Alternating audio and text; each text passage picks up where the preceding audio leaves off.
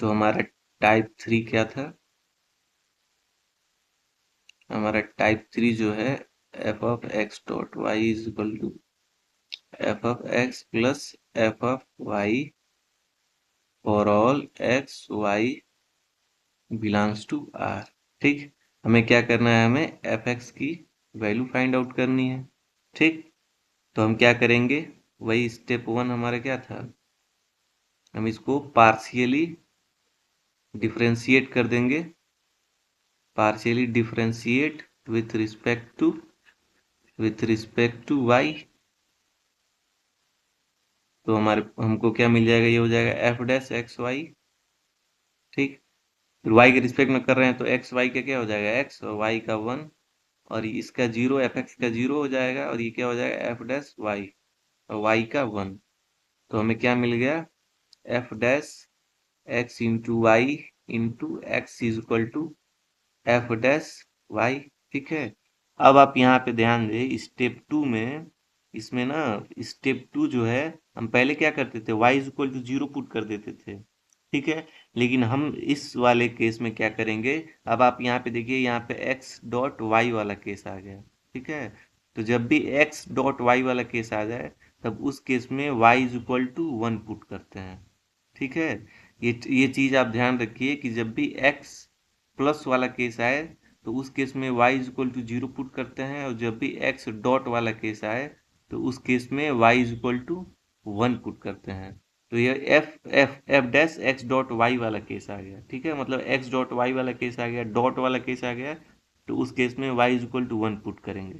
ठीक है, तो इम्प्लाइज दैट क्या हो जाएगा हमारा? जो ये हो जाएगा F dash X into 1 is into X is equal to क्या हो जाएगा? F dash 1। तो इम्प्लाइज दैट ये हो जाएगा F dash X into X is equal to F dash 1। अब हमें पता है कि ये जो एफ डैश 1 है, ये क्या होगा? कोई कांस्टेंट ही होगा, तो इसको सपोज के मान लिया, तो implies that F dash X dot X is equal to क्या हो जाएगा? कोई कांस्टेंट के। ठीक, फिर इसके बाद क्या हो जाएगा? अगर ये कांस्टेंट के हो जाएगा, तो ये हो जाएगा F dash X is equal to K by X. हो गया। अब हम क्या करेंगे? हमें एफ एक्स फाइंड आउट करना है ना, तो integrate both side with respect to X, दोनों साइड एक्स के रिस्पेक्ट में इंटीग्रेट कर देंगे। तो हमारा ये इक्वेशन क्या हो जाएगा? एफ डैश एक्स, ये हो जाएगा D X is equal to integration K by X D X. तो ये इम्प्लाइज दैट हमें क्या मिल जाएगा? एफ डैश एक्स एफ हो जाएगा, और ये के बाहर आ गया, और 1/x का इंटीग्रेशन क्या हो जाएगा? ln x plus C. ठीक, तो implies that F X is equal to क्या हो जाएगा?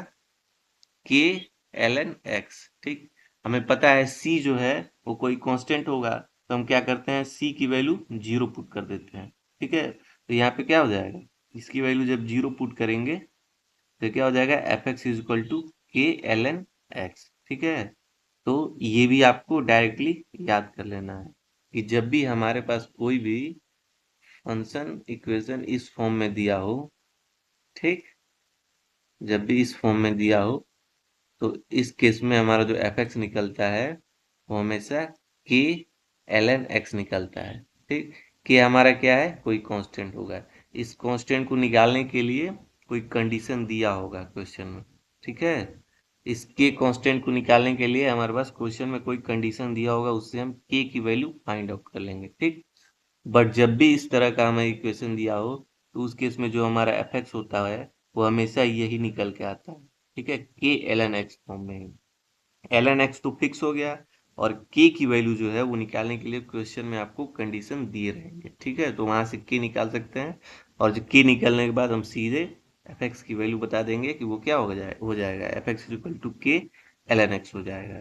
ठीक, तो ये हमारा फॉर्म 3 था, इसको आप डायरेक्टली याद कर सकते हैं। ठीक, अब आइए देख लेते